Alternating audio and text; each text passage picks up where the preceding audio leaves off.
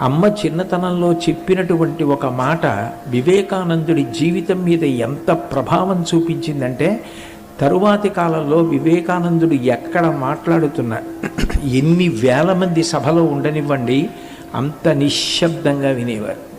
ఎంత బాగా మాట్లాడేవారంటే వివేకానందుడు, తల్లి పెట్టిన భిక్ష, తల్లి చూపించినటువంటి మార్గం ఆయన్ని అంత తిప్పింది. ఆయన ఒకసారి న్యూయార్క్లో సభలో మాట్లాడుతుండగా ఎవరో సభలో లేచి, మీ దేశంలో స్త్రీలకి పురుషుడితో సమానమైన స్థానం ఉండదట కదా అన్నారు. వెంటనే వివేకానందుడు ఒక్క నిమిషం ఆలోచించి, ప్రసంగం మధ్యలో ఉన్నారు, అవమానించడం కోసమని అడిగారు. అడిగితే వివేకానందుడు ఒక్క క్షణం ఆగి, అవును, మా దేశంలో స్త్రీకి పురుషుడితో సమాన స్థానం లేదు అన్నారు. అందరూ లేచి పెద్ద గగ్గోలు కింద అరిచారు. వెంటనే ఆయన ఇంకొక క్షణం